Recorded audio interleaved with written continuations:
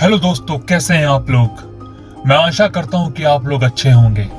दोस्तों, मेरे चैनल के ऊपर आप लोगों का स्वागत है। और जो मेरे चैनल पर नया आया है वो मेरे चैनल को सब्सक्राइब करें और साथ ही साथ बेल आइकन पर जाकर ऑल पर क्लिक करें, ताकि आपको मेरी नई कहानी सुननी हो तो उसका नोटिफिकेशन आपके पास आ जाए और आप कोई भी कहानी मेरी मिस ना कर सकें। दोस्तों, आज की जो कहानी है वो एक मानव भेड़िए के ऊपर है।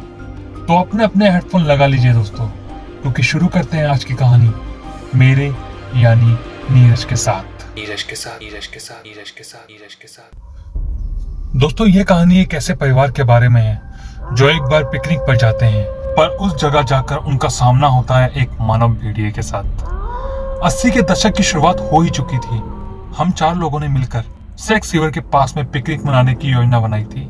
यह जगह हमारे टाउन से तकरीबन 5 ही मील की दूरी पर थी और यह जगह ईस्टर्न ओरेगन में थी। पहाड़ियों से भरी हुई जगह बहुत ही खूबसूरत और बहुत ही हरियाली पूर्वक थी। सर्दियों की शुरुआत हो ही चुकी थी और इसी कारण से बर्फ बहुत ही कम पड़ी थी और उस रात को चांद भी पूरा निकलने वाला था। और हम जानते थे कि इससे नदी का दृश्य बहुत ही सुंदर और बहुत ही प्यारा लगेगा। इस ट्रिप में मैं, मेरा पति और मेरी बहन और उसका एक बॉयफ्रेंड था। हम लोगों ने कुछ बियर्स और कुछ नशे की चीजें अपने साथ ले ली थी ताकि हम पूरी रात सस्ते नशे और मजे कर सकें।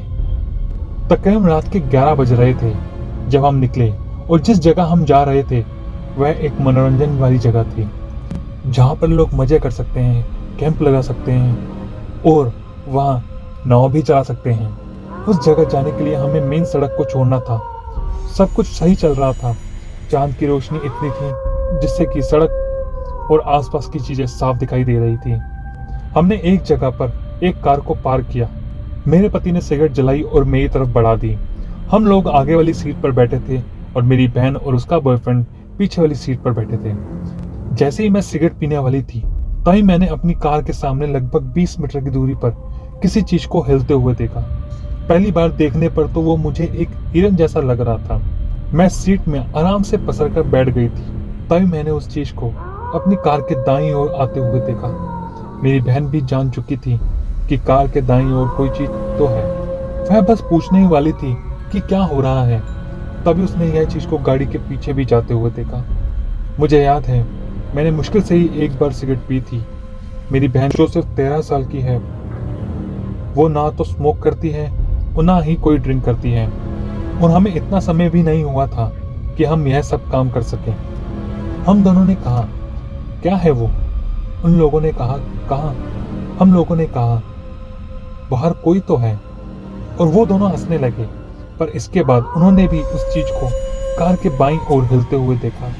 उस समय मेरे रोंगटे खड़े हो गए थे और मुझे किसी अनहोनी की आकांक्षा होने लगी थी। दोस्तों, वह फिर से हमारी कार के पास गुजरा, पर पहले से काफी ज्यादा पास से। इस समय तक मैं चाहती थी कि हम वहां से जल्द निकल चलें। हम सब पूरी तरह से डर चुके थे और हम जानना चाहते थे कि वह क्या चीज है। यह जो भी था, एक बार फिर से वो हमारे कार का चक्कर लगाने लगा और जैसे ही वो हमारे कार के सामने आया, मेरे पति ने कार की हेडलाइट ऑन कर दी थी और जैसे ही लाइट उस जगह पर पड़ी तो वहाँ कोई नहीं था। कुछ सेकंड पहले तक वह वहीं पर था। जब मेरे पति ने एक बार फिर से हेडलाइट ऑन की तो वह फिर से कार के दाईं ओर आ गया था, पहले से बहुत ज्यादा पास में। हम नहीं जानते कि वह क्या था। दोस्तों, इस समय तक मेरी बहन काफी डर चुकी थी और साथ में मैं भी बहुत डर चुकी थी। हम सभी मेरे पति पर चिल्लाए कि हम सबको यहाँ से निकालो। वह भी हमारी तरह डरा हुआ था। उसने गाड़ी को स्टार्ट किया और आगे जाने के बजाय गाड़ी को रिजर्व ले गया ताकि हम पीछे होते हुए उस मेन रोड पर पहुंच सकें। हम किसी तरह से चलते फिसलते हुए ऊपर चढ़ते हुए मेन रोड पर आ चुके थे। हमने सोचा कि अब सब कुछ ठीक हो गया, पर तभी मैंने अपनी जिंदगी में सबसे डरावनी चीज का अनुभव किया जिसे शायद ही मैंने पहले कभी महसूस किया हो। जैसे ही हम ऊपर चढ़े, हमने देखा कि कार के हेडलाइट की रोशनी जहाँ पर जाकर खत्म हो रही है, वह उस जगह पर एक ऐसे आदमी की तरह खड़ा था, पूरी तरह से बड़े बड़े बालों से ढका हुआ हो। जब उस पर लाइट पड़ी तो वह मुड़ा। दोस्तों, मेरी आंखों में देख रहा था और कसम से उस समय मेरी दिल की धड़कन बस रुकने ही वाली थी। उसकी आंखों की जगह गहरे काले गड्ढे थे। उसकी आंखों में दहशत और पागलपन के सिवा और कुछ नहीं दिखाई दे रहा था।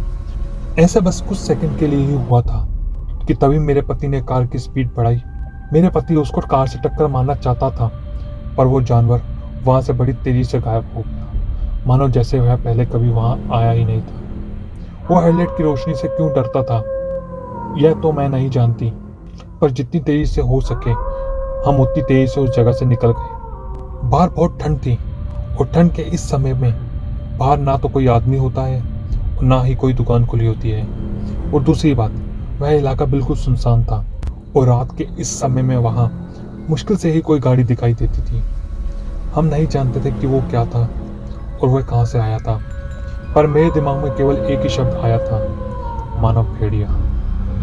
उस जगह पर बहुत सी ऐसी मानव भेड़ियों को देखी जाने वाली घटनाएं हुई थी और सच बताओ तो अब मैं उस जगह पर कभी जाना नहीं चाहती। तो दोस्तों ये थी मेरी आज की कहानी मानव भेड़िए के बारे में। दोस्तों इस कहानी के साथ साथ मैं आपसे एक सवाल पूछना चाहता हूँ कि आप लोगों ने भी कभी कोई मानव भेड़िया देखा है, और अगर आपने देखा है तो कृपया कमेंट बॉक्स में मुझे जरूर बताएं, और जो भी आपके साथ घटना हुई है वो अपनी आंखों देखी कहानी मुझे जरूर बताएं।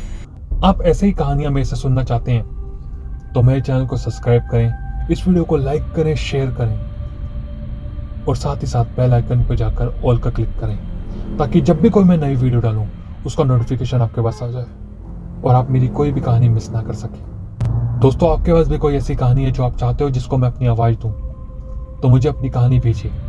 मैं मिलूंगा आपको इंस्टाग्राम पर इस वीडियो के बाद। मेरा इंस्टाग्राम हैंडल मैंने डिस्क्रिप्शन में लिख दिया है, और इंस्टाग्राम पर भी मुझे फॉलो करें और अपनी कहानी मुझे डीएम करें। मैं कोशिश करूंगा कि आपकी कहानी को मैं अपनी आवाज़ दूं। तो दोस्तों तब तक के लिए आप अपना ध्यान रखें और खुश रहें। थैंक यू सो मच दोस्तों।